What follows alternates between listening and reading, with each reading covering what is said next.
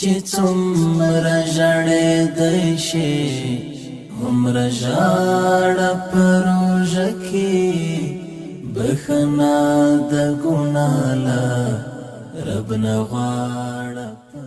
نحمده ونصلي على رسوله الكريم اما بعد. د روژې د ځانګړې خپرونې مینوالو په دې هیله چې جوړ او روغ به یې. دا دی زه محسن احسان یو ځل بیا روژه په اسلام او ساینس کې خپرونې له لارې ستاسو په درانه چوپړ کې حاضر سوی یم په دې هیله چې د پای تر شیبو را سره مل پاتې شئ.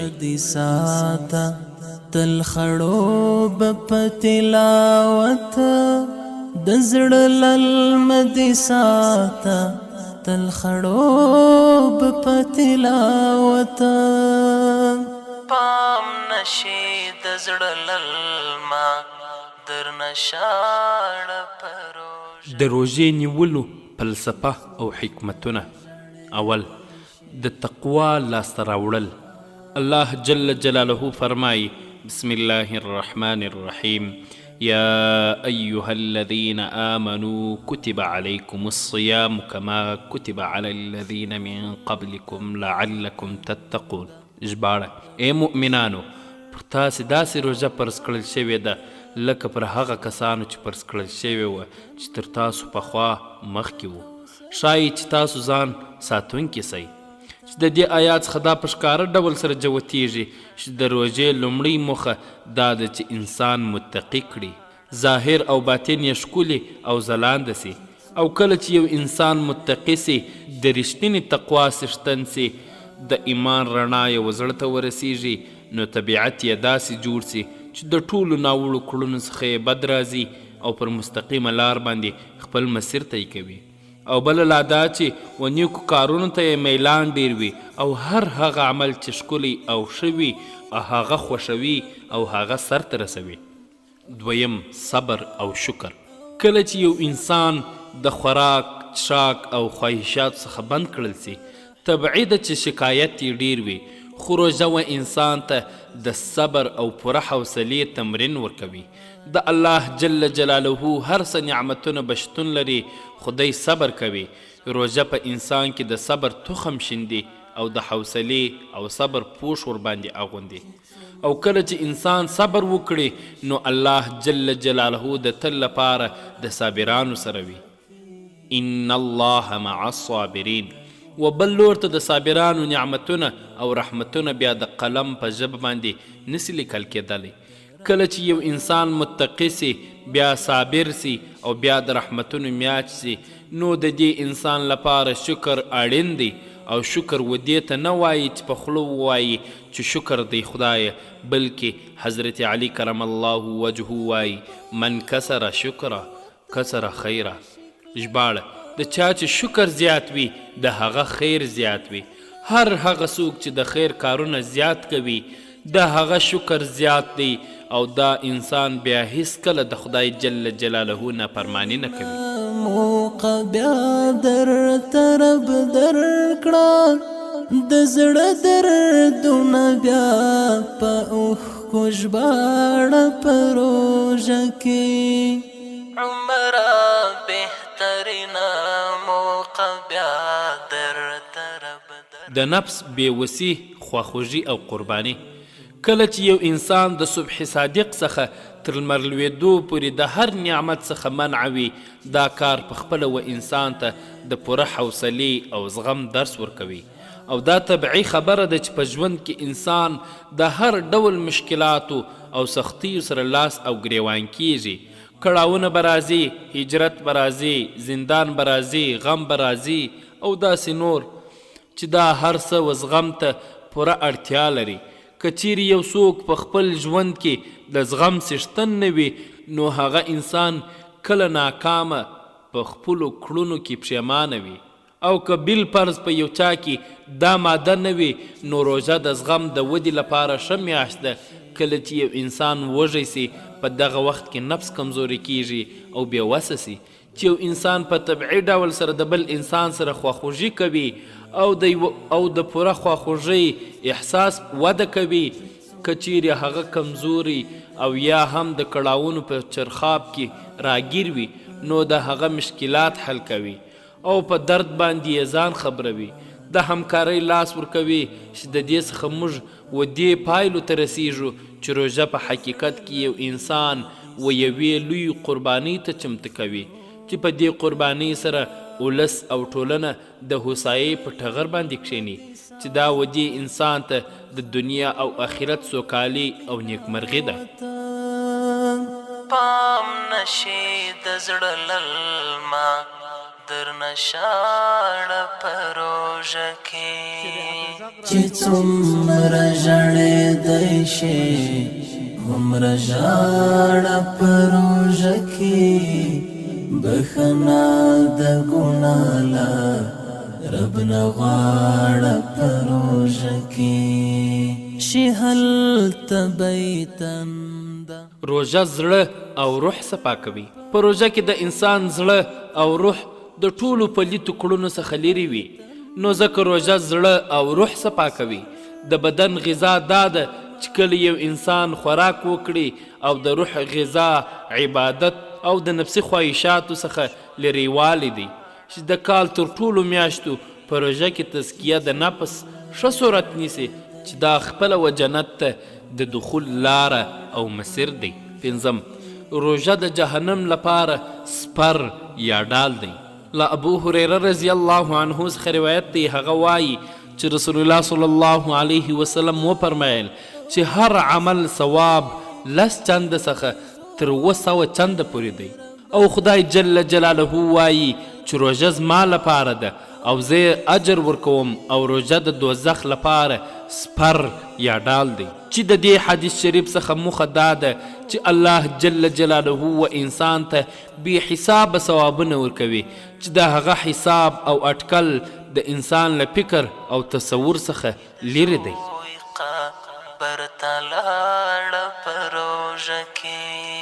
چې څومره ژړېدی شي هومره ژاړه په روژه کې، بخنا د ګناه له رب نه غواړه په روژه کې، د رب په حکم وتړل شي کلک په ځنځیرونو شیخونه د شیطان. شپږم، روژه یو عبادت ته او هر عبادت شکر دی. روژه عبادت ته او عبادت شکر دی، چې دا هم یو نعمت د الله دی.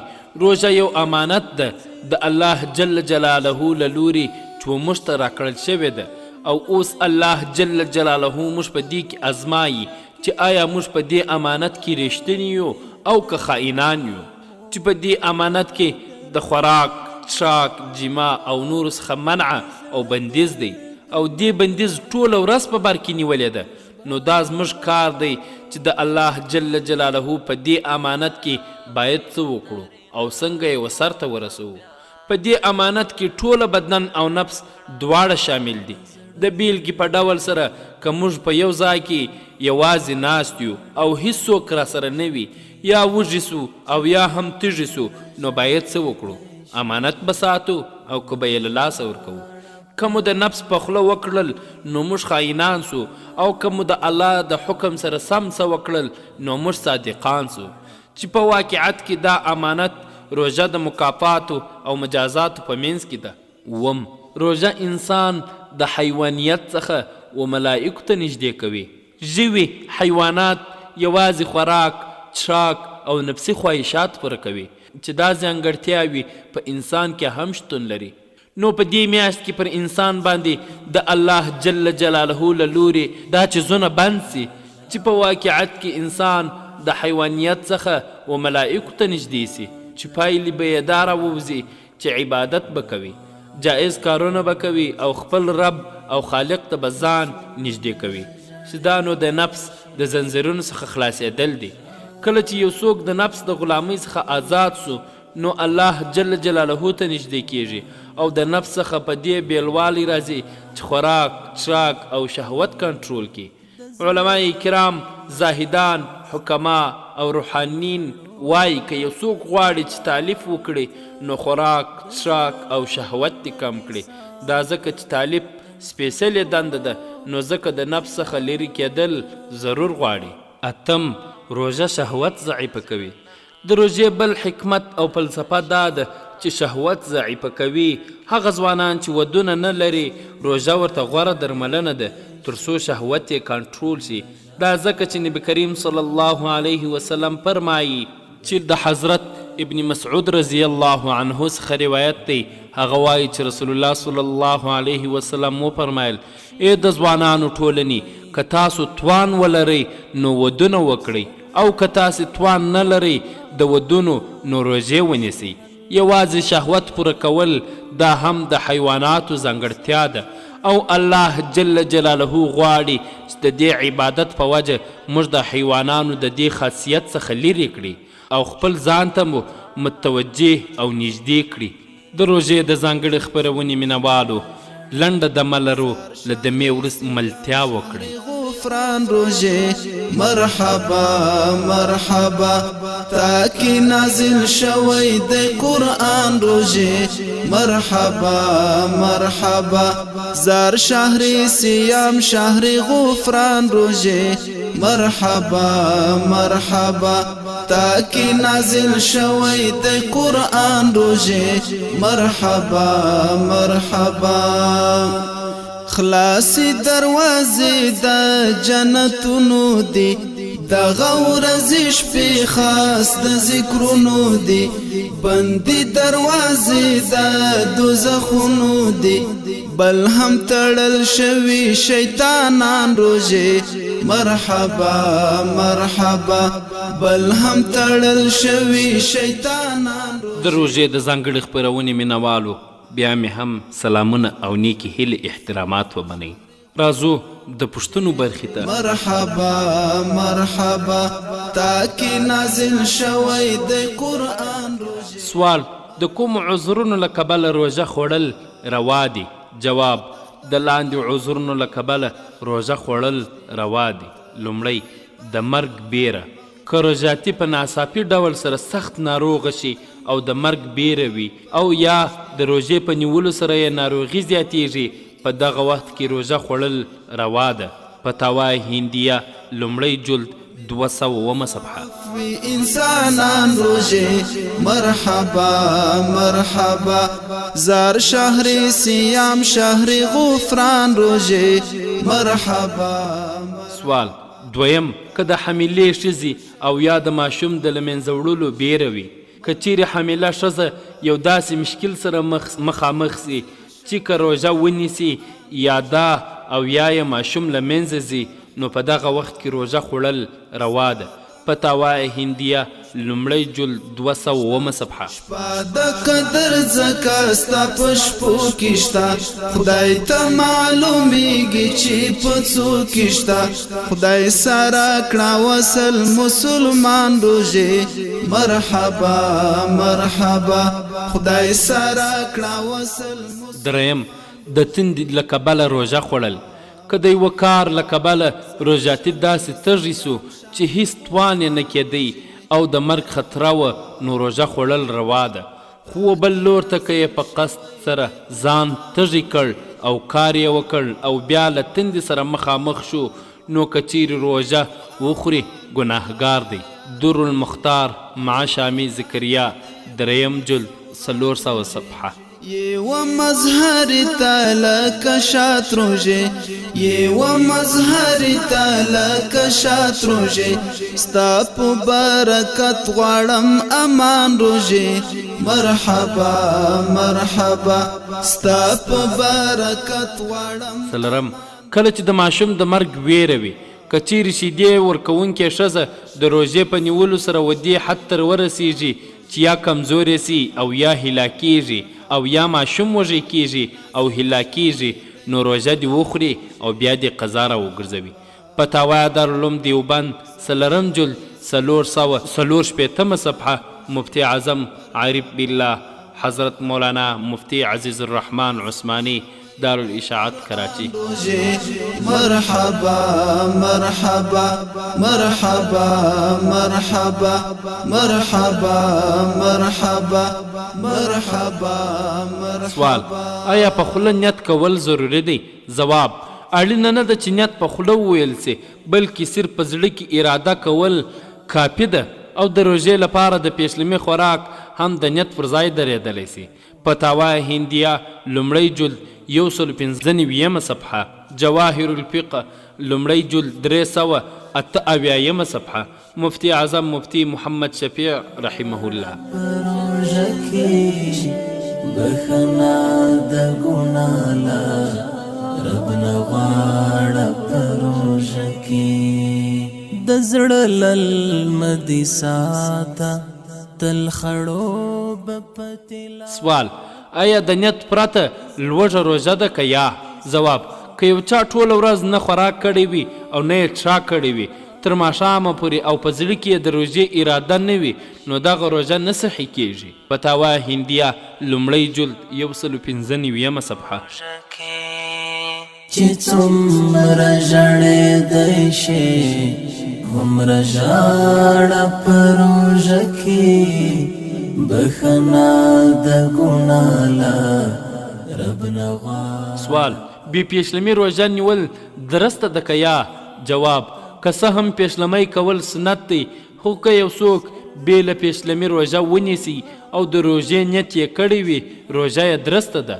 فتاوا دارالعلوم دیوبند 3 جلد 396 صفحه، مفتی اعظم عارف بالله حضرت مولانا مفتی عزیز الرحمن عثمانی. شول غاړه په روژه کې چې څومره ژړېدی شي هومره ژاړه په روژه کې. سوال: په کومو روژو کې نیت له شپې څخه ضروري دی؟ جواب: د رمضان د قضایي روژو، غیر معین نظر، د کفارې د روژو او همدا ډول د هغو نفلي روژو د قضا لپاره چې تر شروع وروسته فاسدې شوي وي د سپېدو تر چاودلو مخکې یې نیت کول ضروري دی او که چیرې یې نیت د سپېدو تر چاودلو مخکې ونه شي روژې یې صحیح نه دی. فتاوا هندیه 196 صفحه. او مور د شهید زوی قبر ته لاړه په روژه کې او مور د شهید زوی قبر ته لاړه په روژه کې. سوال: هغه کارونه کوم دي چې روژه نه فاسدوي؟ جواب: په هیره خوراک، څښاک او جما کول دا روژه نه فاسدوي. مراکب الفلاح 380 صفحه. د رب په حکم وتړل شکلک په زنځیرونو شیخونه د شیطان. سوال: کوم کارونه په روژه کې پروا نه لري؟ جواب: په روژه کې مسواک وهل، سترګې تورول، په سترګو کې دوا اچول، خوشبويي استعمالول دا په روژه کې روا دي. په دې سره روژه نه ماتیږي. فتاوا هندیه لومړی جلد 199 صفحه، همدارنګه جواهر الفقه لومړی جلد 379 صفحه، مفتی اعظم مفتی محمد شفیع رحمه الله. ترب درکړه د زړه دردونه بیا په اوښکو ژباړه په روژه کې عمره بهترینه موقع بیا درته. سوال: آیا پیشلمی خپله د روژې نیت دی؟ جواب: که چیرې یو څوک د پیشلمي پر مهال ونه وایي چې سبا زما روژه ده او پیشلمی وکړي همدا یې نیت دی. یادونه: د روژې نیت به د نصف النهار څخه مخکې وي. فتاوا رحیمیه ټوکوم پاڼه 241 حضرت مولانا حافظ قاری مفتی سید عبدالرحیم صاحب لاجپوري. خوږو مینوالو، زموږ د نن ورځې خپرونه په همدې ځای پای ته رسیږي. در بیا چې ستاسو درانه حضور ته راځو تاسو ټول په لوی الله جل جلاله سپارو. السلام علیکم ورحمة الله وبرکاته. ګلونه په خیر راغلې روژې دروړو مخته ګلونه سره مل د ذوالجلال دې رحمتونه په خیر راغلې روژې دروړو مخته ګلونه په خیر. شریعت غږ رادیو د هیوادوالو د هدایت مسیر روښانه کوي. 105.2 FM. ډیر انتظار مو درته وکړی روژې دا زمانه شوی پر مونږ ډېر اوږدې په هزار وار دې وي شکرونه د خدای ختمې مو خدای کړې تر منځو فاصلې په هزار وار دې وي شکرونه د خدای ختمې مو خدای کړې تر منځو فاصلې خطبه کوو